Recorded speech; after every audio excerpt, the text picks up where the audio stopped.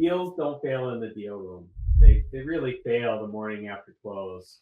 When the team that was so accustomed to the business owner and the business they grew up with realizes that a good chunk of what they were accustomed to is not the same anymore. Or in some cases, the way they write the story, nothing is the same anymore. Leadership, reporting, culture, all of it starts to change at once on day one. Our guest today has been in that room more times than most. Brett, how do I say your last name just to make sure I get it right? Holscher. Brett Holscher has seen that transition with the years of experience working directly with sellers and their teams post-acquisition. Brett, thanks for joining us today. You bet. Thank you very much. Great to be here. So, Brett, like getting right into it a little bit, and maybe before we start, telling the audiences a little bit about yourself and how you got into the acquisition space in your career, maybe a really short, truncated version that would be helpful.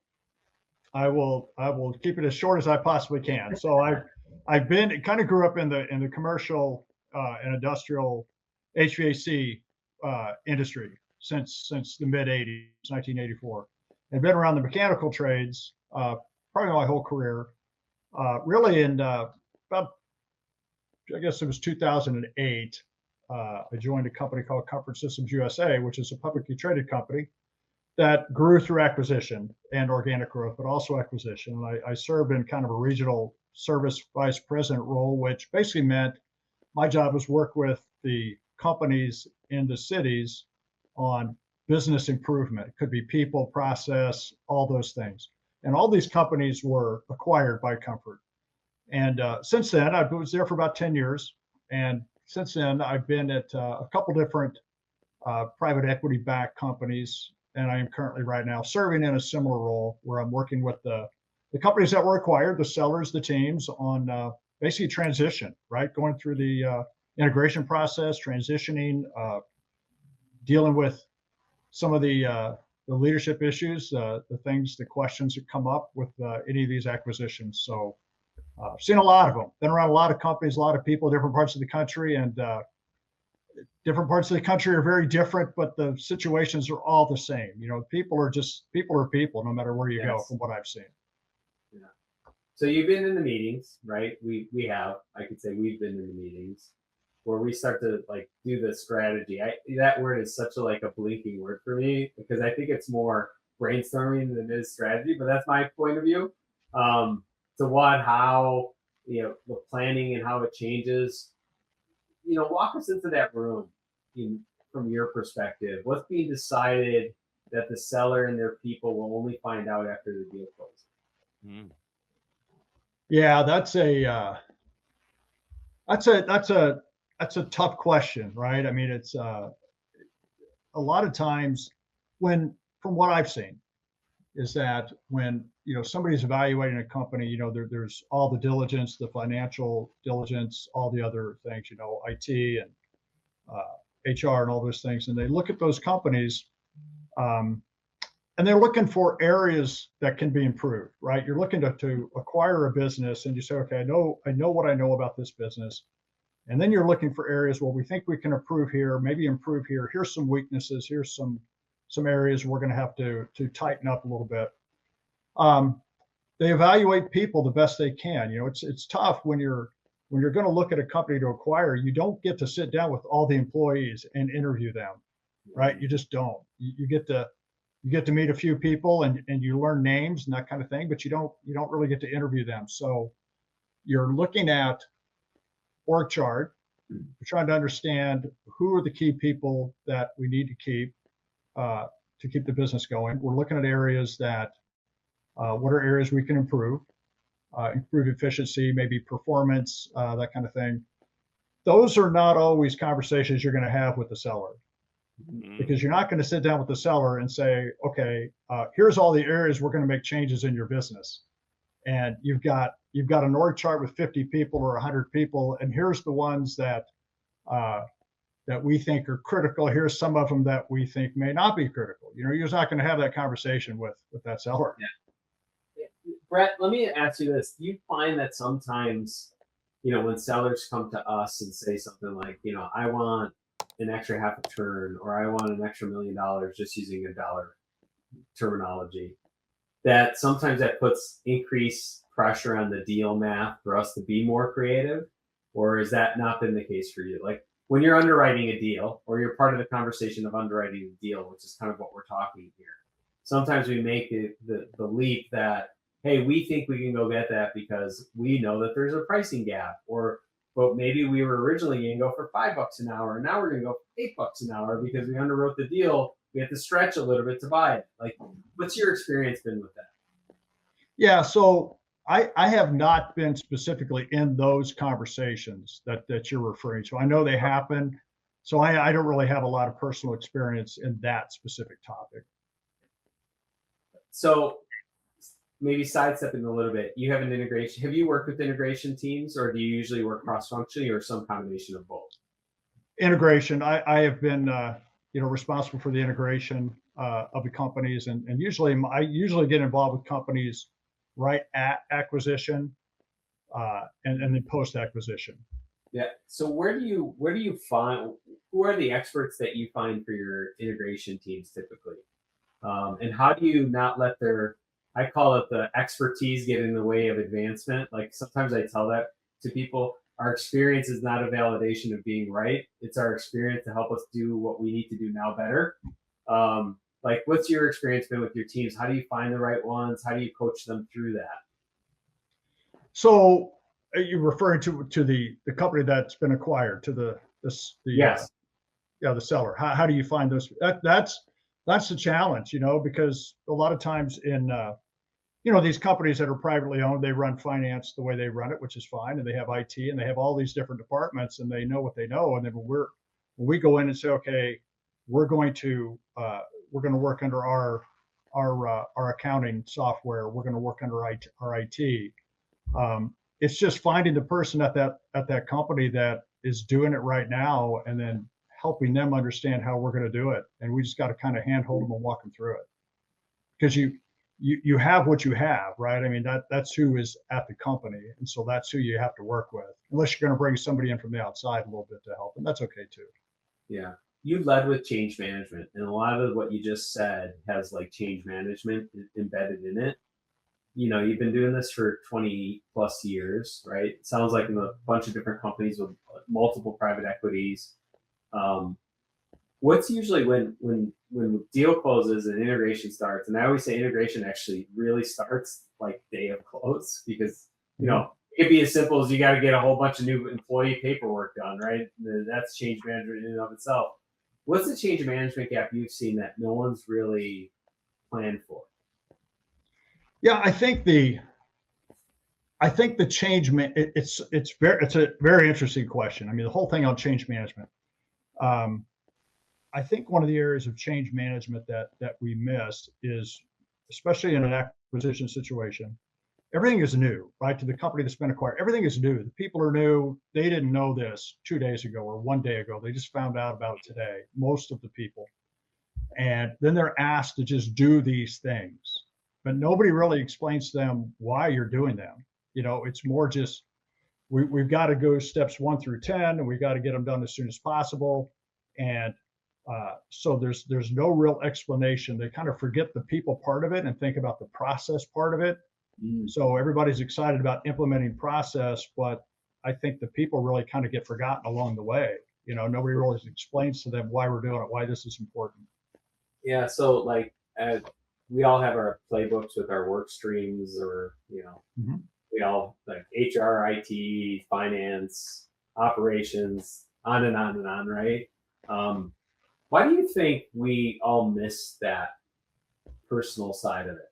Like the whole emotional gap that, the people on the other side of the table are going through, like this emotional transition, because you're right. Like I'm used to the owner who may still be here, may not, like that's a decision in and of itself. But setting that aside, like the first day in, they go home, and I've talked to employees too, just like yourself, like they feel like they've been gut punched, right? Like on day one. And here you are saying, hey, tomorrow I need you to do this. And they're still trying to overcome that. Oh my God, the company I've just worked for all these years just got sold. Yeah. So I have been I have been acquired twice in my career. Okay. So when I was young, and then a little bit later when I was running the business. So I know exactly what that feels like on the other side. When you go into the room and somebody explains this to you, and you go, oh my gosh, this company that I've believed in and given my heart and soul to for 10 years, 15 years, 3 years, whatever it is. And all of a sudden now they sold to somebody else. And sometimes you may not like the company that acquired your company. They may be a competitor in some regards. I had a guy I worked for one time. He explained it, and he goes, "Well, going through an acquisition is kind of like going through a forced divorce and a forced marriage all at the same time. You didn't really want the divorce, and I didn't really want to be married to that person over there either. And now all of a sudden, I got to live with them," type thing. So I always thought that was a great analogy. It is. I think I may steal that one from you. yeah, you can have it. You can have it. I'm sure it wasn't original, but it was original to me. But I think really, and I don't know how this is going to sound. I think it's some of it is out of necessity. I think there's a gap in a lot of businesses right now between what I kind of call leadership and management. I think we have a lot of managers out there, and I think we have few leaders that actually lead people. I think we have managers who can get things done, can execute a process, a project, a program. They understand all this stuff, but they don't know how to lead people. They don't know how to communicate with people. They don't know how to inspire people to get them to want to do something. And I think in these situations, we have the company that acquired them, they have a job, right? I mean, they've got to get this company integrated. We've got to get the process cleaned up, straightened up. We've got to get them going. And so we tend to get focused on things as a project. And I think we just forget that the people there, like you said, they went through an emotional change. And most of them don't like change. So many people are change averse. They don't like change to start with. And now you just have this very emotional change, and we don't talk to them about it. We just say, well, you got to do it. That's just, we need it done by the end of the day. So how do you coach the seller then, Brett? Like, do you just sit them in the room and like say, hey, here's, who are your promoters? Who are your detractors? Like, do you coach them? Do you train them? Or do you just like let them like take lead on the announcement, however it plays out? Like, how do you enable the seller to introduce this news, and instead of making it something to be, fearful of or concerned about, like exciting? And maybe that's more utopic view of the process. Yeah, I think that's a good question. And what I've seen is usually the how the announcement and everything happens is usually led by the seller. They know their people. So usually, we may give them some advice or some suggestions, and it's usually a bit of a collaboration. But at the end of the day, they usually will say, well, no, I know my people. I know who I need to talk to. I know how to do it. And I've been in a number of times when you're in that moment when the whole team, the whole company is together, right? Let's get them all together in a hotel room or in the warehouse or in a meeting room or wherever you're going to do it. And then you have the representatives of the buyers they walk in or they're in there, and everybody's going, okay, what's going on? Who are these people over here? So at that moment, the cat's out of the bag. They know there's something going on. So it is that is and I've seen some emotional things. I'll tell you, I've seen some people get very upset in those meetings that do not like it, and sometimes they just don't understand it, and therefore they fear the worst. But yeah, usually you just get the seller involved with that, understand his people, and you let him kind of lead it, and you support the best you can. And then once that announcement happens, then you talk about the future. You talk about 2 minutes from now and tomorrow and the next day and the next day. So maybe if you can give us maybe two examples when like a deal went right and the way the acquisition was introduced to the people, and maybe another situation when it went wrong. Like, were there any patterns that you've probably integrated tens of deals. Do you have like any war stories you can share with us here, like a good approach versus a bad approach and what you've seen work? Yes. Yes, I can. I can give you a bad approach from personal experience. Okay, one I lived through. Okay, great. Some years ago, and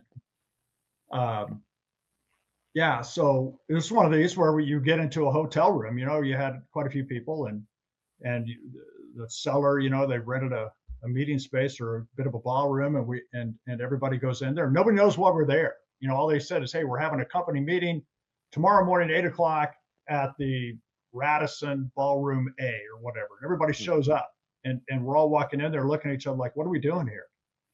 And then you have the seller, and in this case, the seller of the company, the actual owner of the company, didn't show up for the meeting.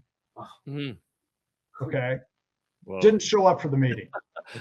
The buyers showed up, right, of course, and a couple other, CFO or whatever from the seller's company showed up from my company, but the owner did not show up. So there was nobody there to make kind of quote the announcement and kind of give the transition and give the speech. So that part of it was handled it was very impromptu, and it was not done well. And there was a tremendous amount of confusion from 50 or 60 people in the room. They were upset. It got loud, and we got to calm down. Don't know. Yeah, that's anti-change management, maybe. Yeah. Change management. Okay. This was a long time ago. This was in 2004, and I think, to be honest with you, I think acquisitions and things have come a long way in 20 years, 25, 30 years. Probably the late 90s, early 2000s. I think they were probably a little, I don't want to say in their infancy, but a little bit. So that was a bad one. So I would say, if you're a seller, don't do that. Show up. Make the speech, make the announcement, have the conversation, share what you want to share with the people. It's what I always tell people these start running sellers. For the hills after that meeting, or did they not quite. It was close. I mean, I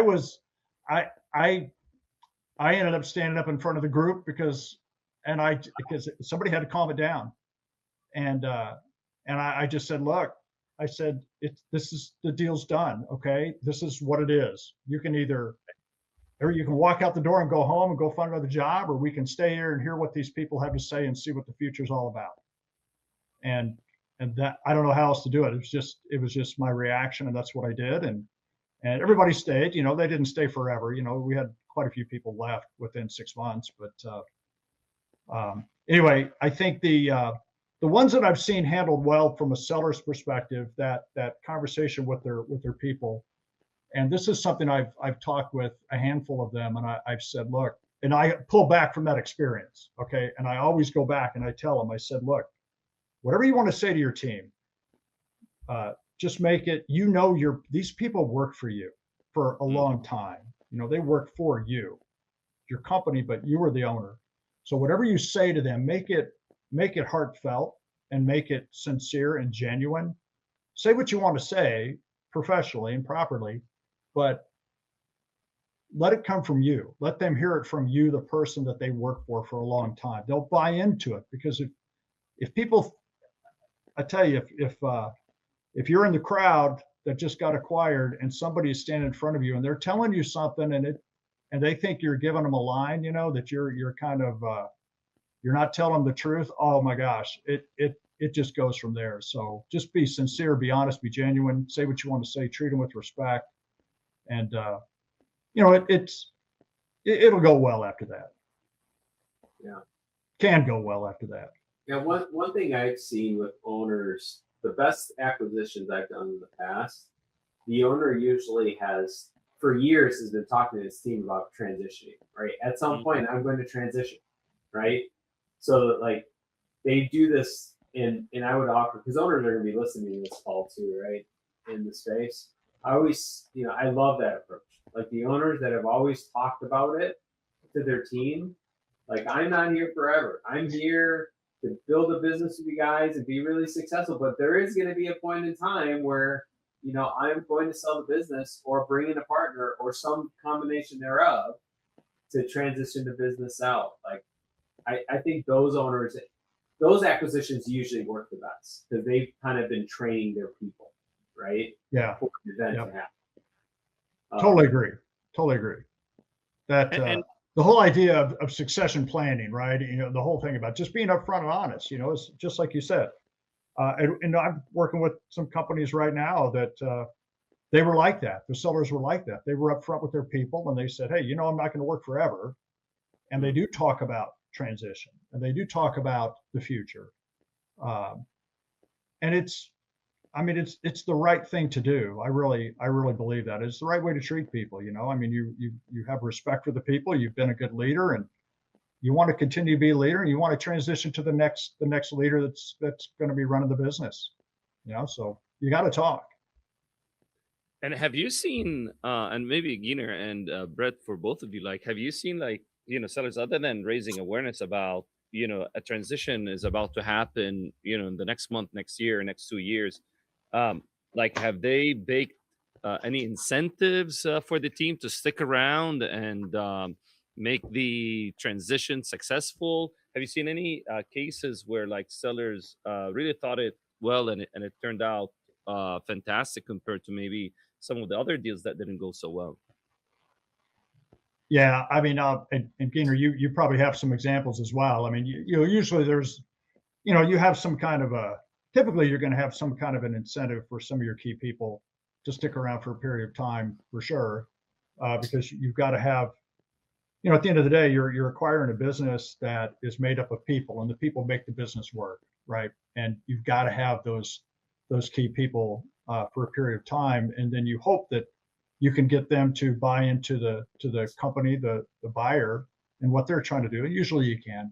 So yeah, I think there's always some kind of an incentive plan for at least a handful of people, the key people.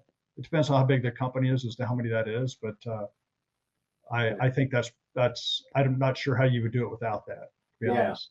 There's always incentives. I'd say it's a mixed bag on whether or not the incentive, keeps them there forever, right? And because the outcome, what you're trying to do is deleverage your risk. And what happens is some of those people actually, they'll wait it out. They take their incentive and then they're gone right after they cash their check on their incentive, right? And I always tell people, like, we should always think of both cases as we're managing that. Like, what is the plan if that happens for us internally, right? We have time because, usually these incentives are 6 months, a year, 2 years. There's some time bound, but that also means you shouldn't take that for granted, that time for granted on the incentive. Yeah, absolutely. Yeah, I mean, you're exactly right. I mean, sometimes you do see people as soon as that day's over and that 1 year, that 6 months, and they go, "Hey, thanks," and I already planned to do something else, and I'm out. Yeah. See, this is another thing where you think about you acquire a business and you have the seller, the lead. Let's just call it one person, and they are the key leader, and you really rely on them to help. You're in a process of transition for a period of time. I mean, it isn't just a week or a month. I mean, you're in transition. Sometimes, it can be a couple of years. You got all the integration things done, but the actual transition of leadership.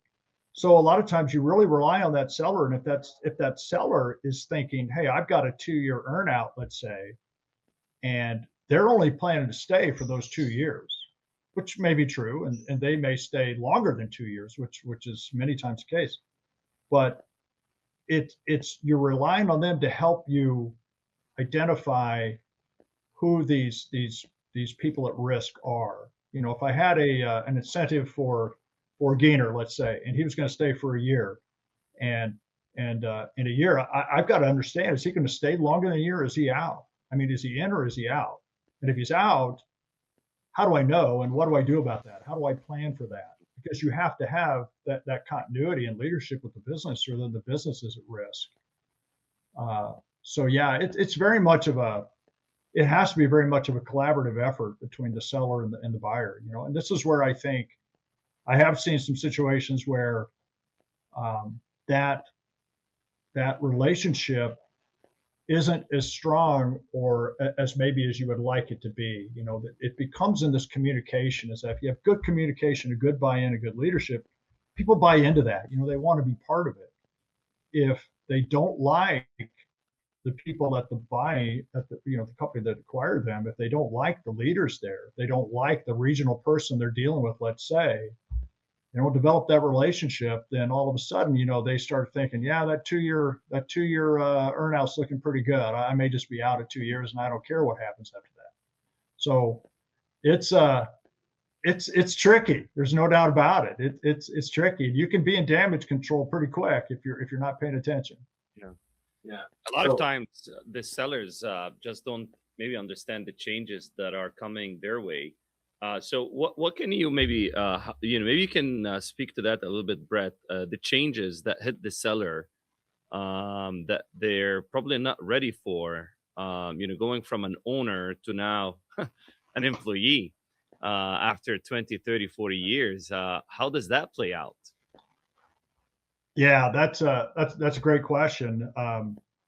It's interesting because, like I said, the people that, you know, if and I never owned a business, okay, myself, so I've never been in the ownership seat, but I've known a lot of them, and you hear this all the time. They kind of go, well, I thought I knew what it was going to be like, and I don't, because they used to be able to make the decision. Everybody would come to them and they would just make a decision. I was talking to this guy the other day, and he's talking about wanting to buy something, and I said, well, you can't just go buy that yourself. And he's like, well, I used to be able to just make this decision to buy. I just go buy it. I just go write a check for it. And I go, yeah, well, you can't do that anymore.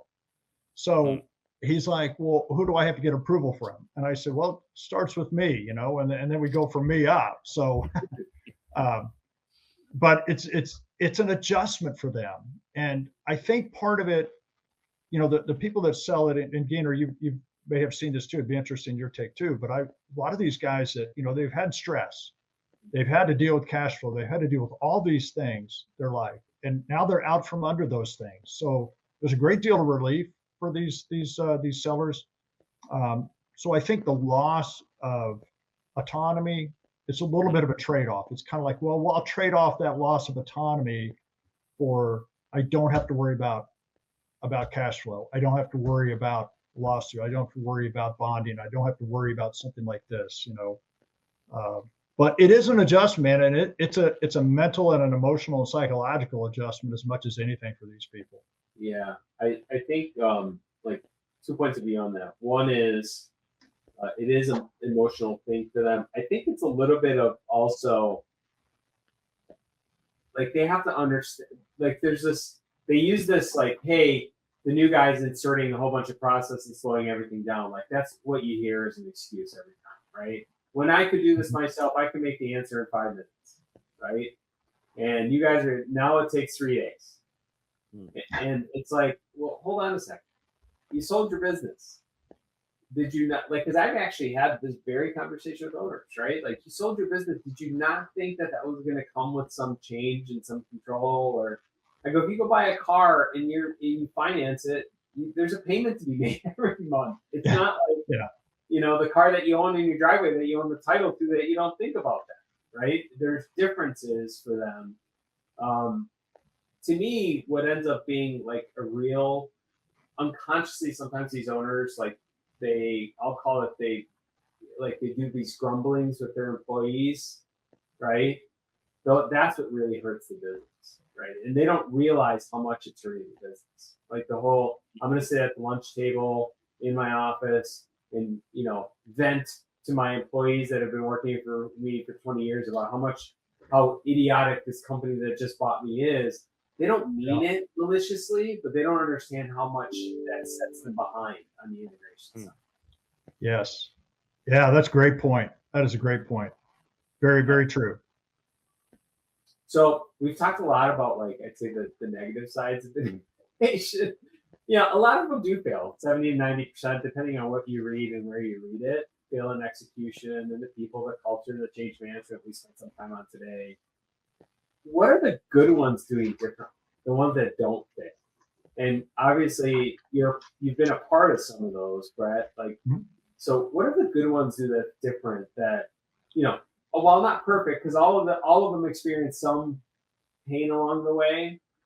There's good ones out there that you talk to people and they'll say something like, "Yeah, all in all, it's not a bad experience." Yeah. Right. Yeah, absolutely. I think a lot of it has to do with this may not sound right. I'm going to say with the quality of leadership that's in the company to start with. You know, you never know, right? You never know with people. People are always, I always say people are always a variable. You know, you never know for sure exactly how anybody's going to act, how anybody's going to be. But from what I've seen is the companies that really have a good leader, not necessarily a manager, but a good leader in place that wants the deal to be successful, that has the right motives and the right mindset, they can make it work, right? They'll make it. They'll get by the bumps, right? We all know it's not going to be perfect, and they'll cut you some slack, and they'll say, okay, well, yeah, this is a little different than I thought, but I understand, and they'll share that with their people. And then you have some of these people that don't really look at it that way, or maybe they want to fight against any of these changes. So I think the companies that are being acquired, if the leader and leadership are open-minded and they are good leaders of the people, they make a difference. And you don't always know who those are. You can talk to 10 companies and you think you know who they are, and you may be right, you may be wrong, and you may go acquire 3 companies, and you may be all 3 of those leaders may not have their head in the right space, or maybe they have different motives, or maybe they are a little more pessimistic, a little more negative than you thought they were. But I think the ones that are positive, optimistic about the future, about their business, about their people, they're the ones that they'll work through the struggles. They'll work through the bumps. They won't throw you under the bus. They won't sit there and negative talk you at the lunch table and like you said, say these guys, you can't believe what these guys are doing right now. Could you believe they're asking me to do this? I used to run this business. They don't do that kind of thing. So, that's part of it. The other part of it is, I think the companies that acquire the acquiring company, their leadership also has a lot to do with it as well, right? Because you can have a marginally optimistic or maybe a slightly pessimistic leader of a company you're acquiring, and maybe he's looking for all the bad things. He's looking for all the reasons to not like the deal. But then you have a very thoughtful, a very good leader on the acquiring side, and they can change their mind. They work with the people and they talk to the people and they get their buy-in of what they're trying to do, and they set that vision and they inspire these people into what's coming. It's like any good leader of any business. If you can set a vision and set the tone and set the expectation and inspire people, you can win. A lot of people can't do that very well. So it goes both ways. It's the type of leader in the acquired business and really the type of leadership in the acquiring business that I think goes together to make it successful. Yeah. So for those leaders or platform executives or acquirers, even corporations that acquire, like all the above, they're about to close on their next acquisition. What's the one change management move they should make that they're probably not making today? The people that are getting ready to close their next deal, what's the one rule they need to keep in mind? What's the one thing we should be thinking about in terms of change management when we go acquire the next deal? Yeah, that's that could be a lot of different things. I think for me it's communication with people. It's open communication. I had a guy tell me one time, he said, in a void of communication, people will fill it in with whatever they choose to fill it in. And it's probably not going to be what you wanted them to fill in the blank with. So I think it's open, honest, sincere communication with them both ways. If you see a problem, tell me about it. If I see a problem, I'm going to tell you about it, and we're going to work through it. That's, if there was just one thing, I would say it's communication with the people. Yeah. My version of this, and it's specific more to private equity. What I'm about to say is the whole idea of saying the words "nothing's going to change" Just don't do Oh. that. Like, Oh man, don't say that. Like, don't. I have a saying. It says nothing changes, but everything changes. Yeah. Hmm. That's what I've seen from not every time, but for the most part. Yeah. So with all of these changes, how do you quickly identify, your promoters, your early adopters, influencer in a new acquisition? Like, what has worked best for you to engage them and keep them, on board? And maybe how do you even support them in expanding their scope of work in the portfolio company? Yeah, I think for me, when you go into a business, most of my experience is when I get there is everybody knows what happened, right? It's announced, it's over. They all get it. They all know some version of why it happened, which is important to people, why things happen. I guess I don't know if I'm completely accurate on this, but you can, when you're sitting and talking to people and you sit there one-on-one with them, and you're sitting across the table, you're sitting at lunch, you're sitting at their desk, whatever, and you're talking about, what do you think? How's this, what do you think about all this? And you're talking about some of the future and some of the changes. A lot of times you can kind of tell somebody's attitude, their attitude towards change and their attitude towards the future and their attitude towards the possibilities, or are they seem to be kind of negative about everything, or are they more optimistic about things? And I look at that and I say, okay, the person that's negative, more than likely is going to be, they may not adopt it. They may fight you along the way. The person that's optimistic, that has as positive an attitude they can have. Not everybody's going to have a great attitude at that moment, but the people that see the potential, that see the future, that talk about the future, talk about contribution, talk about the possibilities. Well, what about the new things? Well, what about these advantages about now that we're part of a bigger company and now we can do these things that we couldn't do before? Those are the ones I see those as they may or may not be completely early adopters, but I see them as potential early adopters. So that's how I kind of tell the difference. And a lot of people are going to be middle of the road. You're just not going to know for sure. But the ones that do talk about the future in a positive way, those are the ones that I see. Okay, those are the ones we've got to really get on board, because then they will filter it out to the other people, and then they will be they're going to be your internal champions, so to speak, to help get that message out, that positive attitude out. Interesting. And how do you expand the role? And is there typically like a career path that you build for them to kind of enable them further to drive that change? Are we just talking about any particular person in the company, or maybe? Yeah, I mean, especially those leaders. Could be the seller, could be the leadership team around the seller. Those net promoters.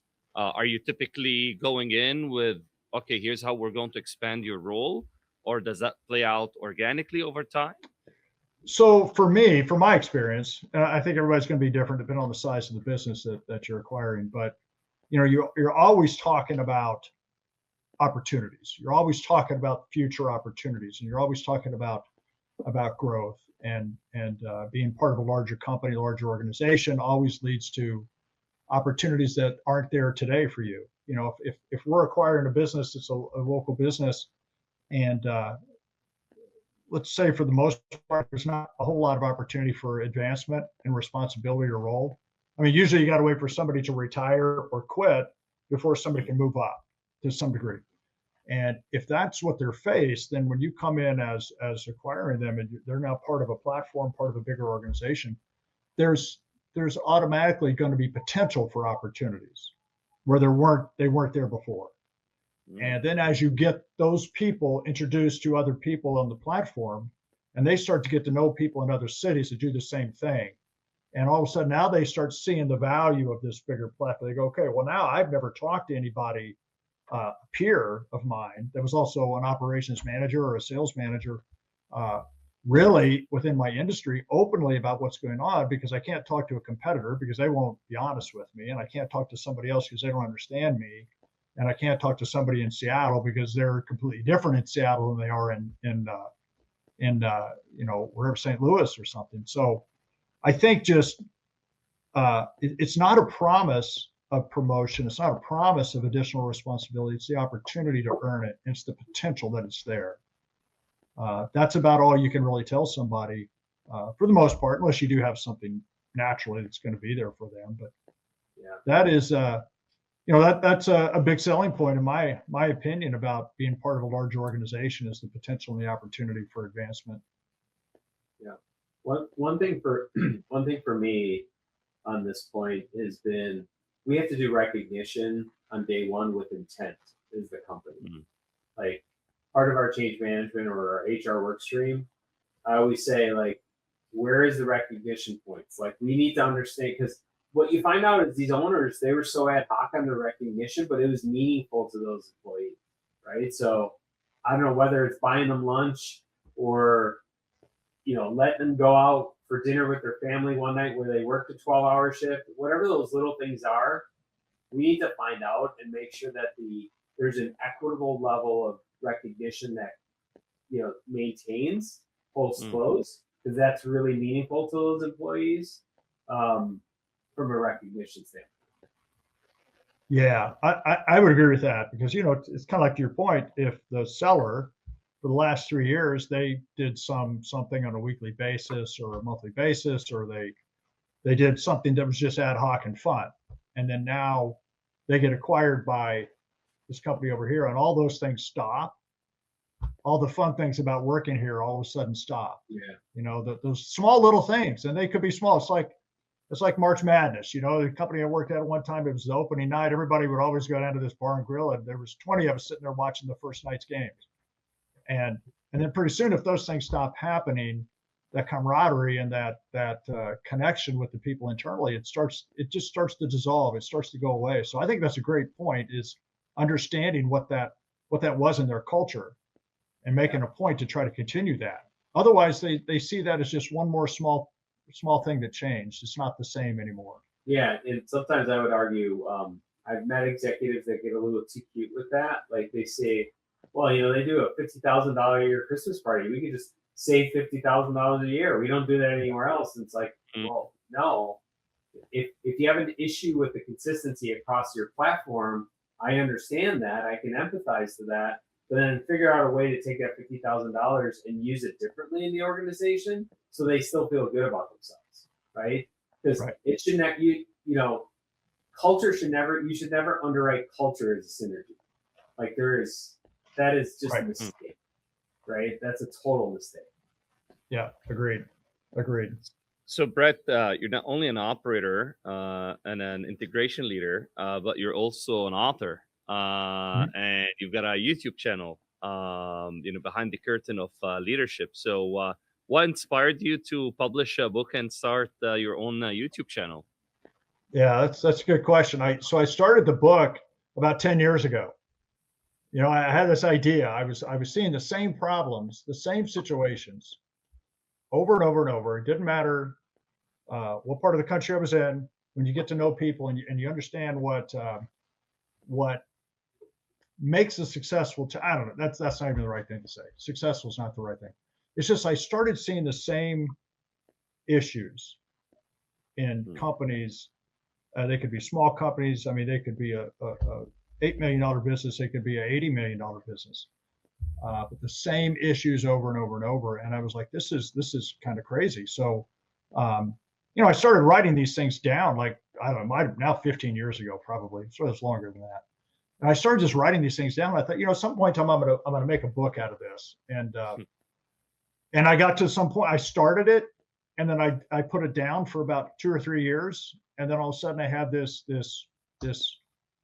whatever. All of a sudden I said, I'm going to go back and finish that book, and so I did. And I spent a lot of time, very early mornings. I'm kind of a morning person. I started getting up at like 3 o'clock in the morning for about 4 months, writing this book, little chapters at a time. And anyway, that's what it is. It's called Knowledge and Wisdom in Leadership and Life. because I found that there's so many things that apply in life as well as in leadership, and vice versa. And they're just, it's not a literary work of art. Let's put it that way. But it's a practical thing written in words that I think say what I wanted to say. And I think it's a pretty good book. It's got some pretty good chapters in it, pretty good stuff. And the YouTube channel, let's see. So the book was 2 or 3 years ago. I don't know, a couple years ago now. The YouTube channel was kind of an extension of that. I think, you write the book. Nobody really reads books anymore. I do, but so many people don't read them, right? It's all audios or whatever. And so the YouTube channel, again, it was one of those things. I just had this idea. I was like, I wonder, you could probably make videos. I don't watch a lot of videos like that. I mean, I do, but not that much. So I just dug into that and learned a little bit. And I had somebody help me with that a little bit. And I came up with these ideas. And I think I put out, gosh, I don't know. I think I've got 50 or so videos or 60 videos I've got on the YouTube channel. Some are longer, some are shorter. But it's a lot of fun, because I look at it as I've been doing this a long time. And I see a lot of people. I'm talking to this guy today. He's 41 years old, and we're talking about a situation that he's dealing with. It's really not work. It's kind of work, but it's kind of personal.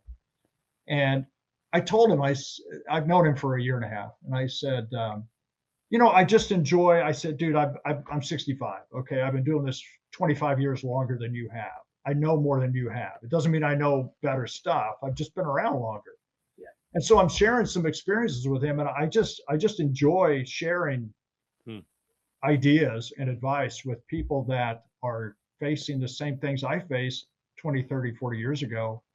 How do you share that with other people? Maybe they shorten the learning curve, and maybe they don't make as many mistakes in leadership, so they don't screw up their people and their teams, and maybe they do the right thing instead of 25 wrong things, and they can cut that down to maybe they only did 10 things wrong, and I got to the result a little faster. So that's the whole purpose behind that. It's a lot of fun. So it's good. Excellent. Cool. So what's next for you, Brett? Where's this work heading? I don't know right now. I enjoy what I'm doing, but I don't know. I also look for things. Well, how do I do something else, something more? You do something like I've been doing right now for quite a long time, and it's good, it's fun, but I think I'm making an impact with people. But I've got some other ideas out there too on how to maybe help this whole process of seller integration along a little bit. So may do something down that path here before too long. Great. Well, Brett, thank you. You're very insightful. I'll have to go to your YouTube channel now. Oh, okay, yeah. I go try it out. Well, watch the later stuff. The stuff I did originally is a little stiff, I think. You get a little better as you do those things. So probably video number 15 was better than video number 1, would be my guess. Yeah, it's so funny. Sometimes people call me.